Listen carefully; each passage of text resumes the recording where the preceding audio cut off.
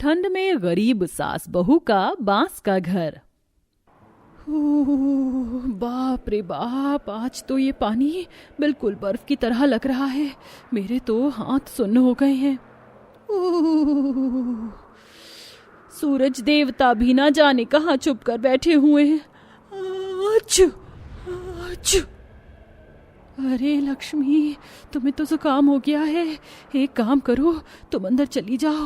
ये थोड़े बहुत कपड़े बचे हैं, इसे मैं धो लूंगी। भाभी, मैं ऐसे आपको छोड़कर कैसे जा सकती हूँ? मुझे ये सब काम करने की आदत है। तुम जाओ। अपनी भाभी लता की बात सुन लक्ष्मी घर के अंदर चली जाती है, जिसके बाद गर्भवती लता ठंड से कांपते हुए सारे कपड़े धोती है और सुखाने के लिए जाती है। हे भगवान, ये क्या हो गया? एक तो ये ठंडी ठंडी हवाएं, ऊपर से कपड़े सुखाने की रस्सी भी टूट गई। लता इतना बोल ही रही होती है कि तभी वहां लता का पति अथर्व हाथों में बांस के कुछ टुकड़ों को लिए आता है। अरे लता, ये तुम हाथों में कपड़ों की बाल्टी लिए क्या कर रही हो? देखिए ना, ये कपड़े सुखाने की रस्सी फिर टूट गई। अब तो घर में कोई रस्सी भी नहीं है। बस इतनी सी बात? इतना कहकर अथर्व अपने साथ लाई हुई बांस की लकड़ियों के 2 टुकड़ों को थोड़ी थोड़ी दूर पर जमीन में गाड़ देता है और उनके ऊपर बांस की एक और लकड़ी रखकर उसे उन दोनों लकड़ियों के ऊपरी हिस्सों से बांध देता है। देखो, अब तुम इस पर आराम से कपड़े सुखा लो और ये टूटेगा भी नहीं। अथर्व जंगल से बांस की लकड़ी को काट कर बाजार में बेचा करता था और उससे मिलने वाले पैसों से ही अपने घर का गुजारा चलाता था। चारों तरफ ठंड का मौसम था। पूरे दिन सिर्फ ठंडी ठंडी हवाएं चलती रहती थी और कभी कभी तो भारी बर्फबारी भी हो जाया करती थी, जिससे पूरे परिवार की हालत काफी खराब रहती थी। अच्छू, अच्छू। अरे इमली बेटा, तुझे तो जुकाम हो गया। हाँ दादी माँ, मुझे बहुत ठंड भी लग रही है। क्या करूं इमली बेटा, इन बांस की लकड़ियों को बेचकर भी मेरी इतनी कमाई भी नहीं हो पाती है जिससे मैं तुम सबके लिए गर्म कपड़े ला सकूं, ये घर की मरम्मत करवा सकूं। इस घर को भी बनाए हुए कितने साल हो गए हैं। दीवारों और छत खोखली हो गई हैं। ठंडी ठंडी हवाएं घर के अंदर आती हैं। कभी कभी तो डर लगता है कि तेज आंधी से हमारा घर कहीं टूट ना जाए। माँ जी, शुभ शुभ बोलिए। इस कड़कड़ाती ठंड में हमारे पास इस घर के अलावा और कोई दूसरा सहारा नहीं है। सारा परिवार ठंड के मारे कांप रहा होता है। ना ही तो किसी के पास गर्म कपड़े होते हैं और ना ही ओढ़ने के लिए गर्म कंबल। टूटी हुई छत और दीवारों से भी ठंडी ठंडी हवाएं घर के अंदर आ रही थी। जैसे तैसे करके सारा परिवार एक फटी पुरानी चादर को ओढ़ के कांपते हुए सो जाता है। अरे लक्ष्मी, तुम इतनी जल्दी आ गई। आज तुमने नहाया नहीं क्या? भाभी, एक तो इतनी ठंड में नहाने का मन नहीं करता, ऊपर से आज नहाने के लिए गई तो देखा बाल्टी टूट गई। घर में पैसे भी नहीं है जो जाकर मैं एक नई बाल्टी लेकर आऊं। अब हम लोग क्या करेंगे? बिना बाल्टी के तो हम बहुत सारे काम नहीं कर पाएंगे। घर की इकलौती बाल्टी टूट जाने की वजह से और एक फूटी कौड़ी भी घर पर न होने पर काफी सारे काम करने में परेशानी होती है कि तभी अचानक लता की नजर आंगन में पड़ी कुछ बांस की लकड़ियों पर जाती है। ये क्या? ये तरकीब मेरे दिमाग में पहले क्यों नहीं आई?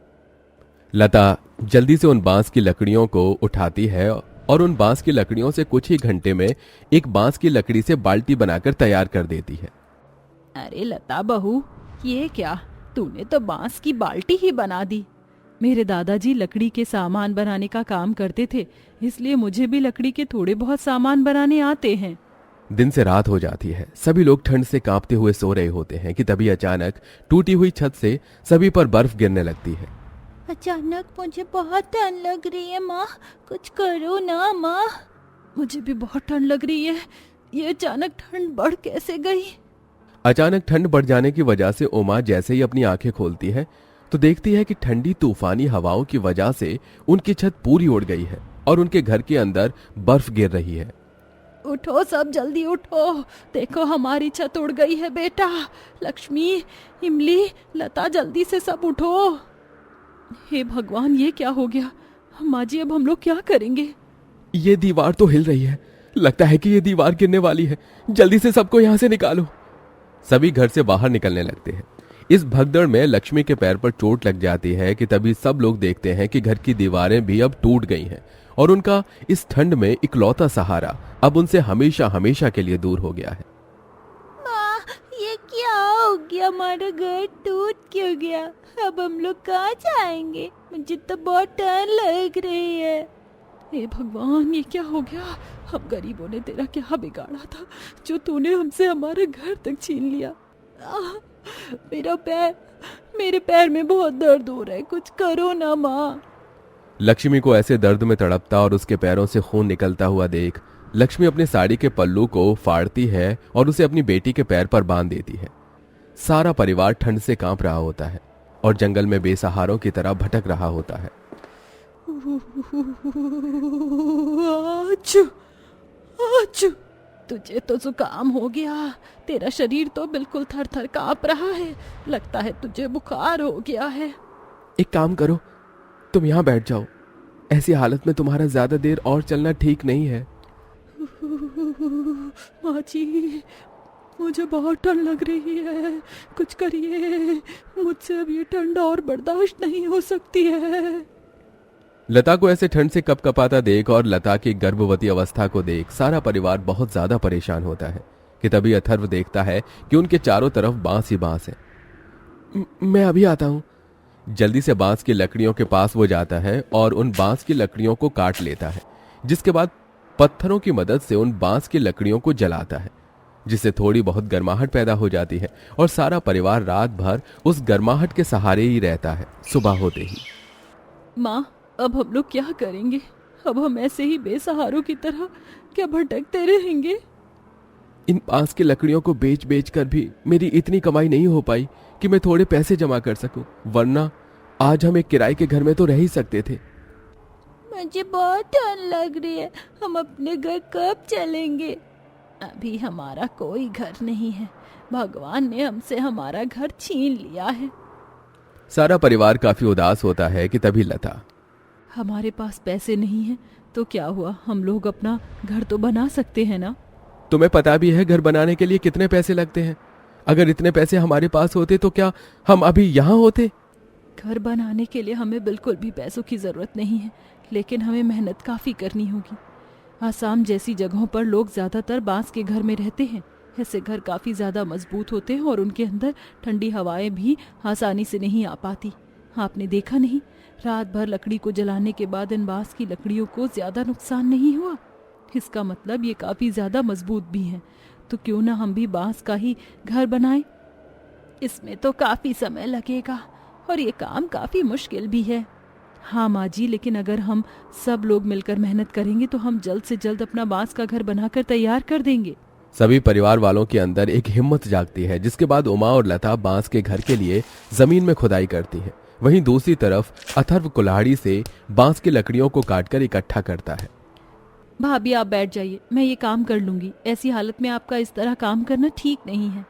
नहीं लक्ष्मी, तुम्हारे पैर में चोट लगी है, तुम आराम करो, मैं माँ जी ये सब कर लेंगे।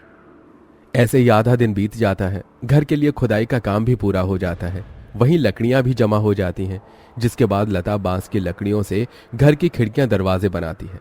वहीं अथर्व और उमा बांस के घर की नींव तैयार करते हैं और ऐसे ही रात हो जाती है, जिसके बाद सारा परिवार बांस की लकड़ियों को जलाकर सो जाता है और सुबह होते ही फिर से काम पर लग जाता है। माँ जी, हमारा आधा काम तो कल हो गया था, आज हमें अपना ये आधा काम पूरा करना है और फिर हमारा घर बनकर तैयार हो जाएगा।